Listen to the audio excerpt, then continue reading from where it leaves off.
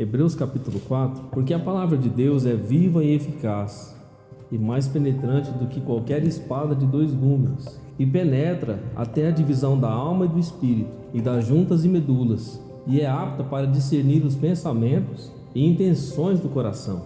E não há criatura alguma encoberta diante dele. Antes, todas as coisas estão nuas e patentes aos olhos daquele com quem temos de tratar. A palavra de Deus é viva e eficaz, ou seja, ela funciona, ela tem poder, ela é viva, ela trabalha com eficácia. À medida que eu e você somos ministrados pela palavra de Deus, ela opera em nossa vida. À medida que nós abrimos o nosso coração para aquilo que está sendo dito da palavra, nós recebemos o milagre, a cura, a resposta, a direção de Deus. O escritor disse que ela é mais penetrante do que uma espada de dois fios.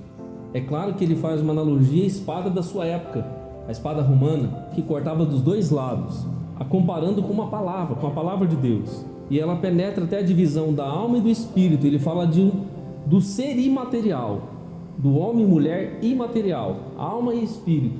O que pode cortar a alma e espírito, irmão? O que pode dividir a alma e espírito? Será que algo natural pode cortar a alma e espírito? Que é uma essência espiritual, que não está no domínio da carne?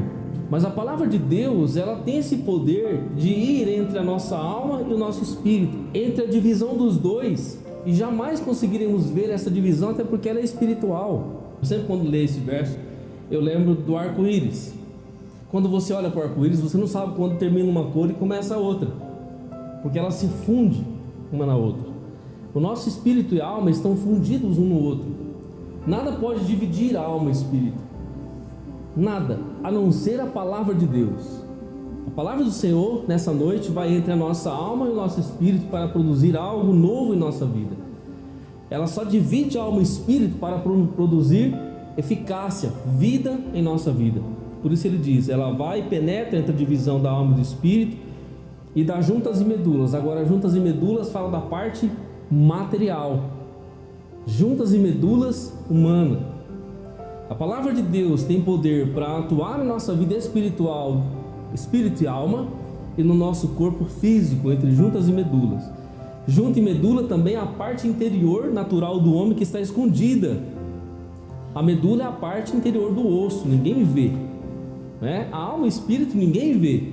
A medula também ninguém vê, a não ser que o osso seja cortado, dissipado. A palavra de Deus vai até a parte mais íntima, humana, e é apta para discernir os pensamentos e intenções do coração. Quem pode fazer isso senão a palavra de Deus? Discernir, prescrutar o nosso coração, o que nós estamos pensando, sentindo, até as nossas intenções. A palavra de Deus tem esse poder, e não há criatura alguma encoberta diante dele. Ninguém está encoberto diante de Deus. Todos nós estamos diante dele nus. Ele diz, antes todas as coisas estão nuas e patentes aos olhos daquele com quem temos de tratar. Mesmo que a palavra não saia da nossa boca, o Salmo 139 diz que não há palavra alguma que saia da nossa boca que Deus não saiba antes, que está no nosso interior, com quem nós deveremos tratar um dia.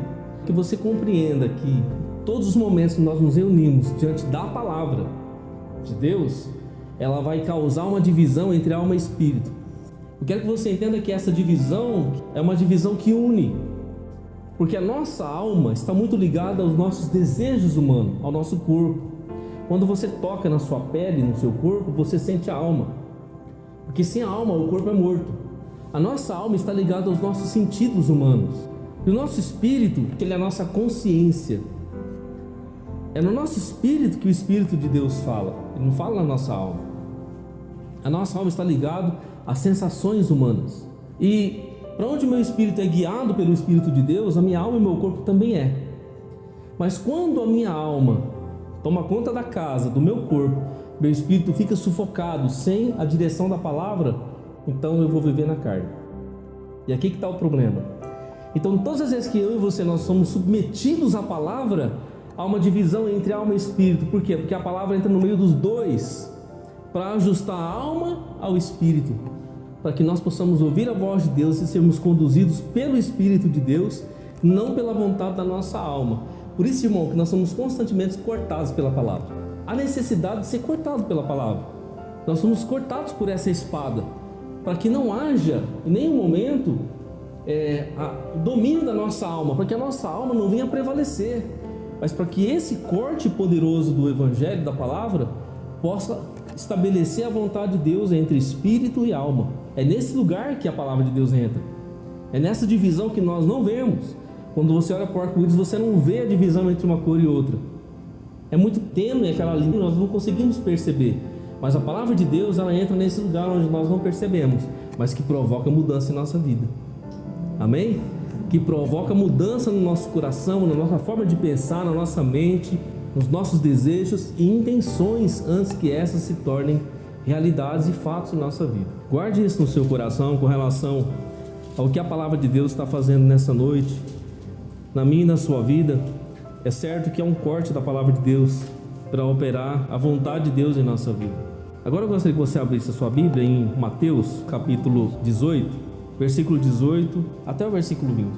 Em verdade vos digo que tudo que ligardes na terra será ligado no céu, tudo que desligardes na terra será desligado no céu. Também vos digo que se 2 de vós concordarem na terra acerca de qualquer coisa que pedirem, isso lhes será feito por meu Pai que está nos céus. Porque onde estiverem 2 ou 3 reunidos em meu nome, aí eu estou no meio deles. Jesus traz uma ação do céu sobre uma união na terra. E Jesus está falando, tudo que você ligar na terra será ligado no céu, tudo que você desligar na terra será desligado no céu. E esse é um princípio espiritual, mas que está aliado à palavra de Deus, a essa palavra que corta profundamente e divide alma e espírito nessa noite para produzir a vontade de Deus em nossa vida. Aquilo que nós concordamos em oração, concordamos diante da vontade de Deus, seja um pedido por uma cura, por uma porta aberta, por um milagre, um pedido de sabedoria, de iluminação do Espírito Santo em nossa vida. Quando nós fazemos isso em concordância diante de Deus, é ligado no céu, porque foi ligado na terra mediante a palavra de Deus e essa comunhão entre nós, porque há uma convicção, uma comunhão a respeito desse pedido, desse propósito que é feito em Deus. Jesus disse assim, porque onde estiver 2 ou 3 reunidos em meu nome, aí eu estou no meio deles. E nós estamos aqui em nome de quem? Em nome de Jesus. E Jesus está aqui no nosso meio nessa noite. Amém? Pelo seu Espírito Santo Ele está aqui no nosso meio nessa noite. A Bíblia está dizendo que Jesus está no nosso meio nessa noite. E será que esse momento que Jesus está no meio é só na hora do culto ou se é na vida? É só no momento quando nós nos reunimos na coletividade, ou se isso perdura em nossa vida no dia a dia, diante das provas, diante da correria do dia a dia, diante da vida, dos enfrentamentos? Será que Jesus continua no meio? Será que Jesus continua no controle? Será que Ele continua sendo o centro em nossa casa? O centro em nosso coração? Será que Ele é a razão maior da nossa vida, do nosso pensamento, dos nossos desejos, da nossa intenção? Será que Ele continua perdurando e valendo dentro de nós o dia todo? Quando Jesus nasceu, Ele estava junto no meio, Ele era o centro no seu nascimento. Estava ali, nasceu numa manjedoura, num lugar simples, humilde, mas Ele era o centro naquele ambiente. Toda a atenção estava sendo voltada para Jesus naquele momento. Os anjos o adoraram quando Ele nasceu. Os anjos apareceram para os pastores ali nas colinas e adoraram. Os astros, a estrela que brilhou mais forte, também adorou Jesus, porque tudo adora a Deus. Tudo que existe adora e confessa a Deus, da sua forma, com o seu resplendor, seja com palavras ou com a sua própria natureza, adora o Criador. Tudo adorou Jesus naquele dia, quando estava ali naquela simples manjedoura, quando nasceu como um bebê. Na sua adolescência, no seu crescimento, Jesus um dia ele vai ao templo e ele está ali conversando com os sacerdotes. E Maria e José ficam um pouco desesperados porque não encontravam Jesus, até que acham Jesus no templo, ensinando os doutores da lei. Jesus estava ali cuidando dos negócios do seu pai, e ele mesmo disse, me convinha cuidar dos negócios do meu pai. Jesus estava falando sobre Deus. No templo ele era o centro, diante dos corações dos sacerdotes, dos doutores da lei. Jesus estava ali sendo ouvido porque ele falava das coisas do Pai. No ministério, no seu ministério terreno, junto com os discípulos, ele era o centro em todo momento. Convergia diante dele a obra de Deus. Os milagres, os sinais e prodígios eram feitos através dele. Ele era o centro o tempo todo. A sua compaixão era demonstrada, o seu amor era demonstrado, a sua bondade era demonstrada. Jesus permanecia no centro. Quando Jesus entra na casa de Marta e Maria, naquele dia tão importante que o texto é registrado por Lucas no capítulo 10, Maria se assenta para ouvir. Havia uma prioridade. Jesus era o centro na prioridade, pregar a palavra. E os discípulos de Maria se assentaram para ouvir. Jesus continua no centro pregando a palavra. E isso é prioridade. Nós nos reunimos e sentamos para ouvir a sua palavra. Isso é prioridade. Jesus está falando, ele precisa ser o centro. E nós precisamos ouvir aquilo que ele está falando, guardar em nosso coração e praticar em nossa vida, para que de fato a bênção de Deus aconteça em nossa casa. Jesus, quando se encontra com um jovem rico, assim a Bíblia o denomina, e o jovem rico tenta argumentar com Jesus acerca da salvação, perguntando para ele como faria para herdar a vida eterna, talvez na concepção de comprar ou pagar. Jesus disse para ele: vende tudo que você tem, dá aos pobres e me segue. Essa é uma prioridade. Eu preciso ser o centro na sua vida, você precisa me ouvir e me seguir. Para Marta e para Maria, Jesus estava sentado dentro da sua casa como centro, ensinando a palavra. Para o jovem rico, Jesus estava dizendo: você precisa me seguir, você precisa olhar para mim, eu preciso ser o centro da sua caminhada, no propósito dos seus passos sobre a terra. Jesus, no Sermão do Monte, estava falando de prioridades do reino de Deus. Jesus está demonstrando a centralidade da sua existência na vida do homem. A grande questão, querido, nessa noite eu quero perguntar para você é se Jesus de fato é o centro em nossa vida. Se de fato Jesus é o centro em nossa casa, em nosso coração, em nossa própria vida. Se Jesus é o centro em nossas vidas, obviamente ele deve estar no controle das nossas vidas, no controle das nossas decisões, dos nossos pensamentos, das nossas atitudes, das nossas escolhas. Ele deve ser o central amor do nosso coração, que mesmo quando nós temos uma convicção contrária à dele, nós abandonamos a nossa convicção e ficamos com a dele. Se te ferir uma face, dê a outra. Não é muito bom isso, não é, irmão? Mas essa é a centralidade de Jesus. E às vezes nós não compreendemos isso. Quando alguém te toma uma capa, você deixa levar a túnica também. Mas nós não aceitamos isso porque eu não aceito que as pessoas subtraiam as minhas coisas, levem as minhas coisas. Mas em tudo Deus está no controle, irmão. E se Ele está no centro, eu preciso olhar para Ele e entender que Ele está no controle da minha vida. Nada entra na minha vida ou sai da minha vida sem a direção dEle, porque eu estou olhando para Ele e Ele é o centro na minha vida. Ele é o centro das minhas escolhas, Ele é o centro das minhas motivações, porque é tudo aquilo que faço, que busco, eu faço debaixo da vontade do Senhor. Olha só o que diz em Gálatas 1:10: acaso busco agora a aprovação dos homens ou a de Deus? Ou estou tentando agradar aos homens? Se eu ainda estivesse procurando agradar a homens, não seria servo de Cristo. Irmãos, nós vivemos numa geração hoje que as pessoas querem aprovação humana, elas querem a aprovação dos homens. Existe até muitas igrejas que deixaram a palavra de Deus de lado para querer a aprovação dos homens, abandonaram a motivação inicial, que era a principal de Deus, e colocaram a sua na frente para receber aplausos das pessoas e recebê-las, deixando a vontade de Deus de lado. Agora Paulo fala assim: acaso eu busco agora a aprovação dos homens ou de Deus? Eu estou buscando ser aprovado pelos homens ou por Deus? Porque minha vida na terra é muito curta, a sua vida na terra é muito curta, irmão. Daqui 100 anos, nenhum de nós estaremos mais aqui. Agora nós estamos agradando quem? Nós queremos agradar quem? Queremos agradar as pessoas? Irmão, se nós agradarmos as pessoas, nós desagradaremos a Deus. Aí nós vamos ter problema. Agora, se nós agradarmos a Deus, nós vamos desagradar muita gente, irmão. Você sabe, na Bíblia houve um momento desse: Pedro foi preso e aí depois foi liberado. Aí quando ele foi solto: ó, você nunca mais fala de Jesus, hein? Cala a boca, não é para falar mais sobre isso aí, fica quieto, vai para tua casa. E em outras palavras, ó, silêncio. E aí Pedro disse: mais importa agradar a Deus do que aos homens. Nós vamos continuar falando, a gente vai continuar pregando, a gente vai continuar ministrando a palavra de Deus, porque mais importa agradar a Deus, o Criador, do que aos Porque o ser humano é finito, irmão, é falho, é decadente, é perdido. Todos nós somos falhos. É melhor agradar a Deus, mesmo que com isso desagrade pessoas. É melhor agradar a Deus. E Paulo diz isso para os irmãos da Galácia. Ele diz: eu busco agora a aprovação dos homens ou a de Deus? Ou estou tentando agradar os homens? Se ainda estivesse procurando agradar a homens, não seria servo de Cristo. E essa que é a grande questão. Porque se Jesus ele é o centro aqui, ele é o centro aqui e aqui, e eu estou o agradando, vivendo a vontade dele, em algum momento eu vou contrariar pessoas. Mas não é que eu estou contrariando porque eu quero contrariar, é porque eu estou vivendo a vontade de Deus.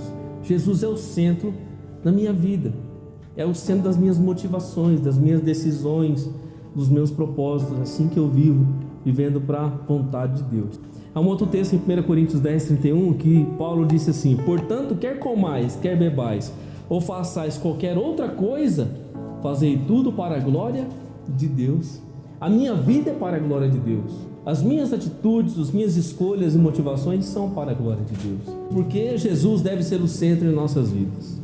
João 20:19. Chegada, pois, a tarde daquele dia, o primeiro dia da semana, encerradas as portas onde os discípulos, com o medo dos judeus, se tinham ajuntado, chegou Jesus e pôs-se no meio e disse-lhes: paz seja convosco.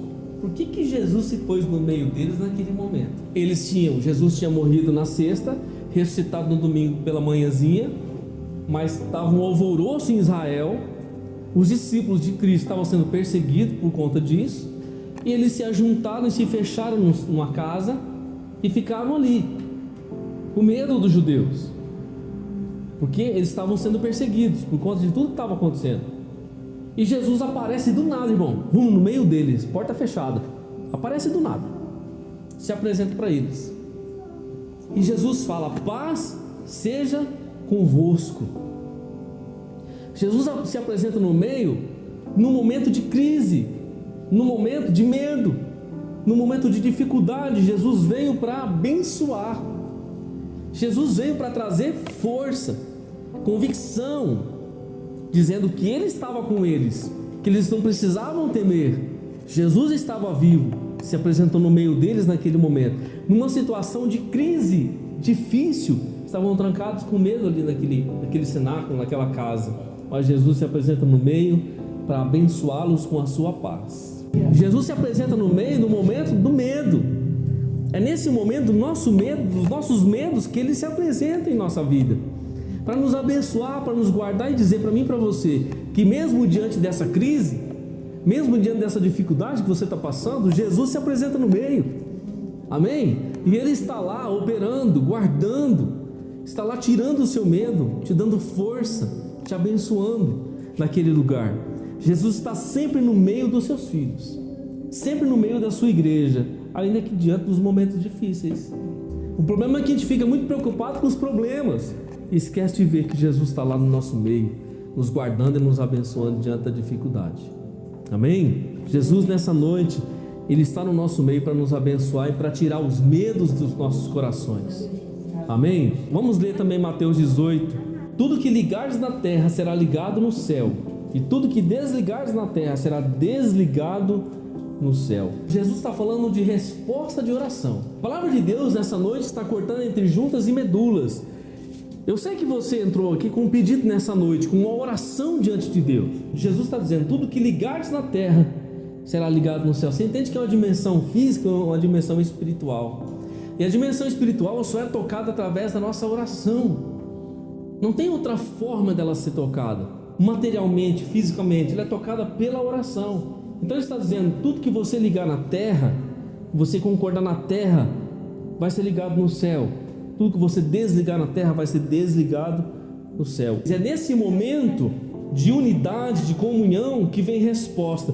Quando nós nos reunimos em nome de Jesus, a presença do Senhor é real. E essa é a resposta aqui, querido, das nossas orações. É de que Jesus está no nosso meio. Nunca saia de um culto dizendo assim: Deus não falou comigo, não me respondeu como eu queria. Normalmente Deus não vai falar como você quer, irmão, no culto, porque Deus fala como Ele quer, da maneira que Ele quer, do jeito que Ele quer. Ele pode falar com você amanhã no seu trabalho usar uma pessoa que nem da igreja é, Ele pode. Ele pode. Deus é Deus de tudo, irmão, de todos. A gente pensa que Ele é só da igreja. Ele está no domínio de todos. Estou falando que a igreja tem comunhão com Ele. A igreja é dele, é diferente. Somos comprados pelo sangue de Cristo. Temos aliança com o nosso Pai. Mas tudo está no controle de Deus. O Senhor está aqui nessa noite, no nosso meio, querido, para atender as nossas orações, se essas orações, elas convergem para a vontade de Deus. Porque pode ser que você está enfermo, não foi curado ainda, você diz, eu não fui curado. Enquanto você está desse jeito, eu estou trabalhando na sua vida. Eu quero que você entenda uma coisa, irmão. Se você já orou e não vê a resposta ainda, Deus está trabalhando nesse momento. Em algum momento a resposta virá. Nós somos imediatistas, queremos para hoje. Nós queremos que Deus faça agora. Se há uma enfermidade, se há um problema, se há uma prova, se há uma perseguição, Deus está no controle, tem essa concepção de que Ele está no comando. Basta olhar para o Senhor. E mesmo que você orou e não vê a resposta, em algum momento ela virá. Em algum momento a porta vai se abrir. Em algum momento a cura virá. Em algum momento o milagre se manifestará. O que nós não podemos é murmurar diante daquilo que nós falamos com Deus. Aí nós perdemos a nossa bênção. Jesus está aqui nessa noite falando para mim e para você, irmão. Tudo que ligarmos na terra será ligado no céu. O que desligarmos na terra será desligado no céu. De fato, são palavras de Jesus. E Ele veio para nos abençoar nessa noite, para atender as nossas orações, porque Ele está aqui no nosso meio. Amém? Aleluias. Abra a sua Bíblia também, no nome de Jesus. 1 Timóteo capítulo 2, versículo 5. Porque há um só Deus e um só mediador entre Deus e os homens, Jesus Cristo, o homem. Há um só Deus, Criador, e um só mediador entre nós aqui, a humanidade, e Deus, Jesus Cristo. Ele é o mediador. É Ele que nos encaminha para Deus. Ele é a ponte que nos liga ao Pai. Foi Ele que morreu na cruz. Ele que nos deu a sua vida, para que através dele, através de Jesus, mediador, aquele que faz a mediação entre os homens e Deus. Existe uma frase que diz assim: todos os caminhos levam a Deus. Essa é uma frase mentirosa, essa é uma frase falsa, traz confusão nos corações, porque não são todos os caminhos que levam a Deus. Jesus disse: eu sou o caminho e a verdade e a vida, e ninguém vem ao Pai senão por mim. Não existe outra forma de irmos a Deus a não ser através de Cristo. E agora Paulo escreve para Timóteo e diz: porque há um só Deus e um só mediador entre Deus e os homens. Ou seja, só tem um que pode mediar a nossa entrada em Deus, é Cristo.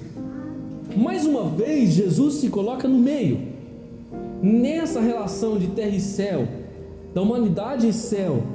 Só Jesus pode mediar a nossa vida com Deus. Só Jesus pode nos conduzir diante de Deus. O pecado nos afastou de Deus, mas Jesus reatou a nossa amizade, a nossa comunhão com Deus, nos aproximou de volta com Deus, porque Ele se colocou no meio. Foi isso que Jesus fez. Jesus, diante de Deus, Ele pagou o preço pelos nossos pecados, porque havia uma inimizade entre eu e Deus, entre você e Deus. Aliás, existe uma inimizade grande na humanidade com relação a Deus, o pecado. Mas Jesus foi na cruz, irmão, e recebeu o pecado. Jesus se colocou no meio da briga, irmão. Ele comprou a minha briga e a sua do pecado. Ele morreu na cruz. Ele pagou o preço, ele comprou a briga, ele pagou o preço literalmente, para que eu e você pudéssemos falar com Deus, ter amizade com Deus. Jesus se colocou no meio da nossa confusão, irmão, para nos abençoar diante do Pai. Olha o que Ele fez. Ele se colocou no meio. Ele é o mediador. Ele continua sendo e vai ser até o fim da humanidade. Só que infelizmente muitos não olham para isso.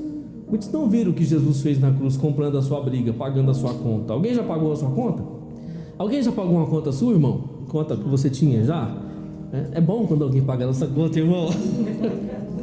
Sabe quando você está com a dívida assim e alguém paga a sua conta? Eu já tive essa bênção na minha vida. Mas também já paguei conta de pessoas. Sabe quando alguém paga a sua conta, você fala: glória a Deus, que bênção, aquele alívio. Foi assim que Jesus fez por nós. Ele pagou a nossa conta. Só que tem gente que é ingrato, irmão. Percebe que a dívida foi paga, mas não está nem aí. Ele pagou uma conta que eu e você não poderíamos pagar. E essa conta está quitada, está paga. Está paga literalmente. Nós estamos aqui, já tomamos posse da bênção, do perdão, da dívida que foi paga. Só que existe toda uma humanidade ainda endividada, porque não foi a Cristo, e continua inimigo de Deus, porque aqueles que não receberam o perdão, que não foram a Cristo, continuam debaixo da inimizade com Deus. Em 2 Coríntios capítulo 5, Paulo fala sobre isso, fala o ministério da reconciliação. Deus estava em Cristo reconciliando consigo mesmo o mundo, não nos imputando os nossos pecados, mas lançando em Cristo na cruz os nossos pecados, todos eles. Quando nós vamos a Ele, nós recebemos sim o perdão dos nossos pecados, porque Ele é o mediador, o caminho, verdade e vida.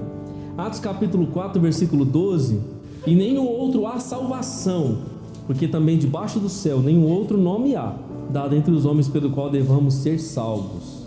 Não existe outro Salvador debaixo do céu, e nenhum outro nome há, que existe vários nomes que se põem como Salvador, vários que se põem como Salvador, mas a Bíblia está dizendo, porque também debaixo do céu nenhum outro nome há, dado entre os homens pelo qual devamos ser salvos, só através de Cristo Jesus.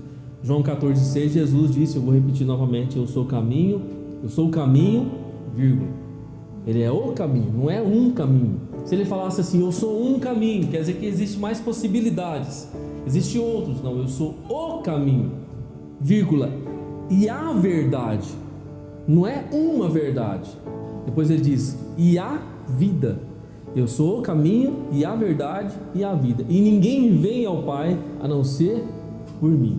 Jesus, ele é essa ponte que nos reconcilia com Deus. E Ele está aqui nessa noite como mediador das nossas vidas. É aquele que nos leva diante de Deus, que perdoa as nossas dívidas, que paga a nossa conta literalmente, irmão, do pecado, que nos coloca diante do Pai.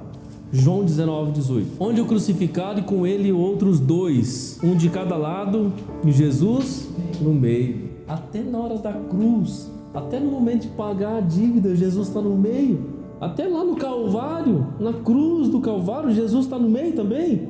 Por acaso que Jesus está no meio? Porque naquele dia, naquela sexta-feira, foram 3 crucificados. 2 já estavam condenados e seriam crucificados naquela sexta-feira. E aí Jesus, na quinta-feira à noite, é preso, na sexta-feira ele também é crucificado com eles. E a cruz de Jesus é posta no meio. E aqui há uma significação para a nossa vida nessa noite. A cruz do meio, irmão, retrata que mesmo no momento da morte, da dor, da angústia, no momento da crise, Ele se demonstrou como Salvador. Jesus estava lá no meio dos 2 crucificados, no monte, onde as 3 cruzes se ergueram, uma à direita e outra à esquerda, sendo que os 2 eram malfeitores, e o que estava na cruz do meio era um santo. O que estava na cruz do meio era fiel a Deus, não tinha pecado, mas estava recebendo o pecado dos pecadores. O que estava na cruz do meio não tinha motivo para estar na cruz, mas estava no meio. E mesmo no momento do seu flagelo, Ele se colocou no meio daqueles pecadores que estavam do lado, sendo crucificado justamente por causa dos seus pecados. Jesus no meio, recebendo a dor e a agonia, o sofrimento, a humilhação. Mesmo nesse momento, Jesus estava no meio, recebendo a nossa crise. Jesus não só se coloca no meio, querido, na hora da bênção, não. Ele se coloca no meio na hora da crise. Esse é o retrato, não é? Deus se coloca no meio da nossa vida, não é só na hora da bênção, não, que a gente recebe a vitória e sai doido glorificando a Deus. Deus se coloca no meio, irmão, na hora da crise. E Ele passa pela crise junto conosco. Jesus passou pela crise na cruz junto com aqueles homens. E detalhe, Jesus ainda salvou um ainda, inaugurou o céu com um ladrão que recebeu Jesus, que recebeu Cristo ali. Falou, Senhor, quando entrares no teu reino, lembra-te de mim. Jesus disse, hoje mesmo estarás comigo no paraíso, porque recebeu o perdão na hora, imediato, junto com o Salvador ali crucificado, junto a Ele no meio. No momento da crise, da agonia, Jesus se coloca no meio. Ainda hoje, irmão, Jesus está se colocando no meio. Ele sempre vai se colocar no meio. Se nós permitirmos, Jesus sempre se colocará no meio. Por isso essa palavra, irmão, ela está cortando aqui hoje. Ela vai continuar cortando amanhã, depois de amanhã, que o Espírito Santo te lembre, possa te lembrar e trazer à memória as palavras de Deus, para que você possa entender que ela está operando na sua vida com grande eficácia. Quanto tempo a palavra de Deus dura no nosso coração? Quanto tempo a palavra de Deus perdura em nossa mente e nossa alma? Qual é a duração dessa palavra em nós? Porque isso reflete o quanto Jesus está no meio da nossa vida. Isso reflete o quanto Jesus intervém em nossa vida. Aquele que tem os meus mandamentos e os guarda, este é o que me ama, e aquele que me ama será amado de meu Pai, e eu o amarei, e me manifestarei a ele. Jesus respondeu e disse-lhe: se alguém me ama, guardará a minha palavra, o meu Pai o amará, e viremos para ele, e faremos nele morada. Quem não me ama não guarda as minhas palavras. Ora, a palavra que ouvistes não é minha, mas do Pai que me enviou. E o reflexo de quem ama Deus é de quem vive com essa palavra, quem guarda esta palavra. Por conta disso, o Pai também o amará, e nele se manifestará, ou para ele e para ela se manifestará. Ou seja, quando nós amamos a palavra, Jesus, e guardamos a palavra, Deus se manifesta em nossa vida, Deus se manifesta em nossa casa, Deus intervém em nossa vida. Se alguém me ama, guardará a minha palavra, meu Pai o amará. Você percebe que o amor de Deus, não que ele se condiciona, mas ele está atrelado à minha prática da palavra. Se eu guardo a palavra, o Pai me ama, e Jesus diz: e viremos para ele, faremos nele morada. Ou seja, Deus vai fazer morada em minha vida, vai ser o centro na minha casa, no meu coração, a partir do momento que eu vivo a sua palavra, que eu amo a sua palavra, que eu guardo a sua palavra. Jesus vai ser o centro. Quem não me ama não guarda as minhas palavras. Ora, a palavra que ouvistes não é minha, mas do Pai que me enviou. O retrato de que Deus está ausente de nossa vida é quando nós estamos ausentes da sua palavra. Que Jesus, querido, possa ser o centro em nossa casa, e que a palavra de Deus não seja perecível em nosso coração. A palavra não é, mas às vezes nós podemos tratá-la como perecível, porque Jesus está presente o tempo todo. Amém? Você fala assim: pastor, agora nesse momento que eu estou vivendo, Deus está presente? Está na Bíblia aí, vários homens de Deus e mulheres de Deus se desesperaram com crises grandes. O próprio Paulo se desesperou, mas o mesmo Paulo escreve aos Romanos 8:28, dizendo que Deus está no controle de todas as coisas, e sabemos que todas as coisas contribuem juntamente para o bem daqueles que são chamados por Deus, para o propósito de Deus, para viver a vontade de Deus. Romanos 8:28. Se você continuar lendo Romanos 8, a partir do versículo 30, 31, você vai ver o que Paulo vai falar.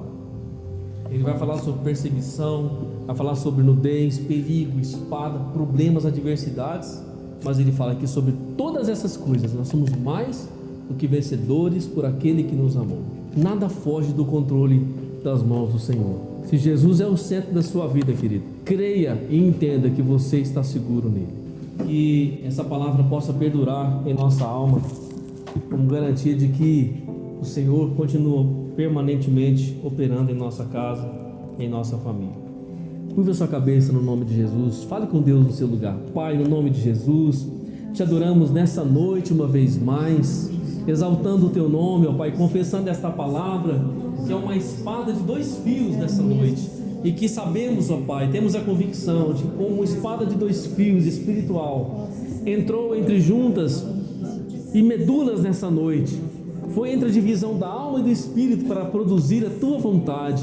Por isso, nessa noite, ó Pai, que esse corte perfeito, que esse corte, Pai, poderoso, possa promover vida em nossa vida, pois desejamos cada dia o Senhor no centro, ó Pai, no controle do nosso coração, da nossa mente, das nossas decisões e escolhas, que a cada dia o Senhor possa guiar os nossos passos pelo Espírito Santo que nos foi dado, pois queremos viver no centro da tua vontade, Pai, a cada dia como igreja, como povo de Deus, para que o teu propósito aconteça em nossa vida, mesmo diante, ó Pai, da dificuldade, das lutas, das provas, mas sabemos que o Senhor está lá pelo teu Espírito, nos conduzindo e guardando, abrindo-nos a porta, Pai, operando o teu milagre, ó Deus, as tuas maravilhas sobre as nossas vidas. Nessa noite recebe a oração, Pai, a convicção de cada coração, pois nos reunimos em teu nome, ó Pai, nessa noite, para ligar e desligar coisas. Eu sei que o teu Espírito está sondando cada coração nessa noite, daquilo que está sendo pedido e colocado diante do Senhor, ó Pai, seja para tirar, ó Deus, ou para acrescentar, seja, meu Pai, para remover ou para incluir. O teu Espírito nessa noite possa operar o milagre, possa abrir a porta e possa destruir aquilo, ó Pai, que possa estar, ó Deus, nos atrapalhando, nos confundindo, ó Deus. Nós desligamos aquilo, Pai, que tenta a cada dia nos derrubar, que tenta a cada dia nos frustrar. nós desligamos nessa noite, em nome do Senhor Jesus, desligamos a maldição, desligamos o medo, a tristeza, a angústia, e nós ligamos a tua bênção, nós ligamos a tua vida, a tua presença, o teu amor, o teu favor sobre a nossa casa, nós ligamos a cura, o milagre, o poder e a restauração, a renovação sobre os corações, ó Pai, o consolo, a força e o vigor espiritual, em nome do Senhor Jesus, em nome do Senhor Jesus. Que a graça do nosso Senhor Jesus Cristo, o amor de Deus o Pai, a consolação e a comunhão abundante do Espírito de Deus sejam derramadas sobre as